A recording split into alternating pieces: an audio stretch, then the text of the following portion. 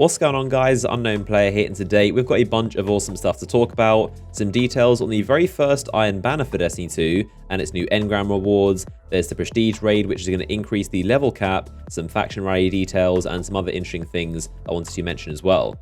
So firstly, Iron Banner is back, and it's going to be back on the 10th of October, so next Tuesday reset. Iron Banner is going to be returning for 1 week. So the game mode for this very first one is going to be Control. If you don't know, this is a Crucible playlist where you go in and it is only Iron Banner. And the good news about this is that we basically have a Control-only playlist, which a lot of people have been asking for. I mean, I myself always wanted to only play Control, but with this Iron Banner playlist that's going to be inside the Director, you can basically do that now. So as usual, it's going to be 4 versus 4, but something that isn't usual is that your light level or power level is no longer going to matter. So it's not important if you're light level 200 or 300, it's all going to be the same. Obviously, this is different to Destiny 1, where for the entire game, every single Iron Banner, your light level did have a very slight impact. It wasn't massive, but you would do a little bit more damage and take less damage the higher level you are. So inside Destiny 2, it's the same as Trials of the 9. No longer does your light level actually matter, or power level even.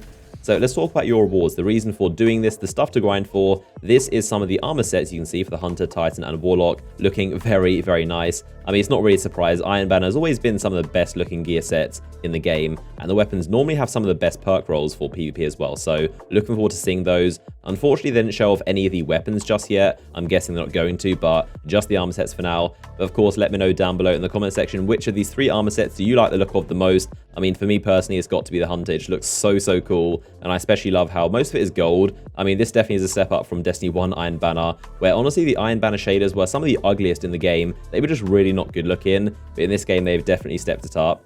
So of course, just like the Raid and Trials armor sets, this gear is by default going to have the shader built in, so it's always going to look like this, and then you'll have the shader which is going to transform your other gear sets to look like this with the green and gold theme.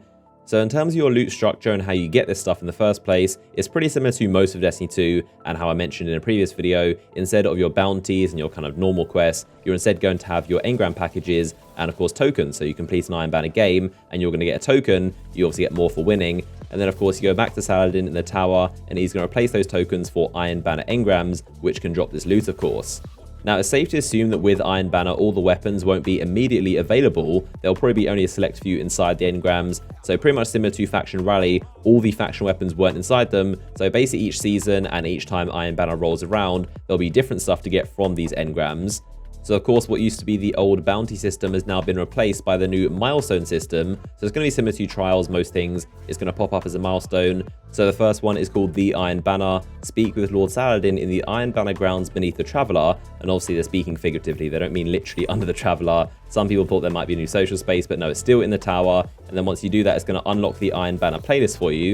And then you need to complete 3 challenges inside the Iron Banner. And the reward for that is, of course, a reputation bundle, which you can then spend with Saladin for more rewards and more loot, essentially. And then on top of that, the third quest is Iron Banner Season 1, which is a global quest. And this one is to collect 10 Iron Banner packages during Season 1. So we still don't know exactly what constitutes as a season, but we do know that once you collect 10 inside it, that's going to get you this emblem as a reward. And there's also this one as a secondary reward, probably inside games or something. So back in Destiny 1, what used to be that massive quest that would track a ton of stuff is now going to be the Iron Banner Season 1 quest, and that is to get 10 Iron Banner packages or engrams, and that's basically what you have to do for this first season of Iron Banner.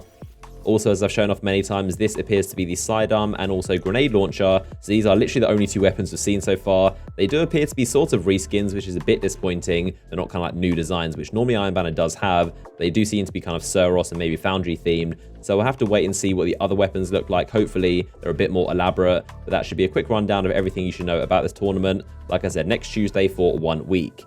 Now, one thing I thought worth mentioning on the topic of Iron Banner is something pretty strange that we still don't fully know about yet, but that is a character called the Iron Guard, who we haven't actually seen in Destiny 2 yet. Of course, on the IMDb page, you can see all the voice actors and characters inside Destiny 2. There is one we haven't actually seen in the game just yet, and that is voiced by Bob Carter, and the character is called the Iron Guard, and it's not just Lord Saladin, that is a separate guy, voiced by Keith Ferguson, who's still in the game. There's a different guy called Bob Carter, who voiced the Iron Guard. So if you don't know what his deal is, he may have been cut last minute and maybe isn't in the game, or maybe he'll show up as well, but obviously with a name like Iron, you would assume he's related to the Iron Lord somehow, but it is really strange how this voice actor hasn't currently appeared in the game, even though on IMDb and loads of other sites, he is listed officially as working for Destiny 2, voicing this Iron Guard character. So definitely a strange one, and it makes you wonder if you'll see this character or if they just got cut and scrapped from the final version of the game. So as well as Iron Banner next Tuesday is also going to be when the Prestige version of the Leviathan raid launches. So this is your hard mode, is the new name for it, Prestige version. So the new increased power level for this is going to be 300, obviously also raising the level cap. We can't be 100% sure just how much the level cap is going to increase. It could be 310, 320. Obviously the absolute maximum is 350, but we'll have to wait and see how high this stuff drops. So it says the ultimate test of might and metal, enemies are stronger and smarter, and new mechanics are going to require new strategies.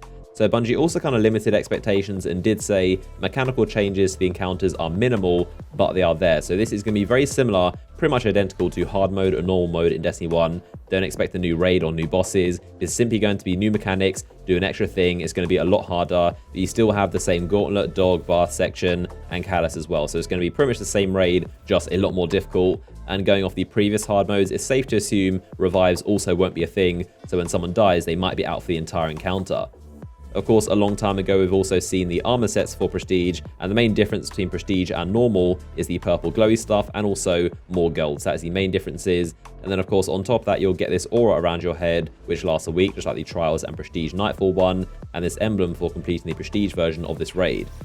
So as well as that, Bungie also detailed some pretty funny stats about the faction rally and how the results turned out. They didn't detail exactly the percentages, but they did say 61 million reward packages were counted. So that is the total across all 3 factions, 61 million packages. As we know, Dead Orbit won, but only by a margin of 2 million, which is really interesting. And second place was actually New Monarchy, which is a surprise, because normally Future War Cult would be second place, but they came in third. So Dead Orbit, New Monarchy, and Future War Cult. That is the order and the ranking those factions came in. So pretty interesting stuff. I'm really surprised that New Monarchy came in second, but there you go. Let me know your thoughts of the faction rally and those details. 61 million total, and Dead Orbit won by 2 million, which is funny. So of course, stay tuned for a ton of videos when the Prestige Raid and Iron Banner goes live. Going to be showcasing a bunch of my loot and some tips and everything that's cool about the events. As always, if you enjoyed the video and want to support the channel, then a like rating down below would be much appreciated. You can click the image on screen right now to be taken to another video I recently made, and I'll see you guys next one.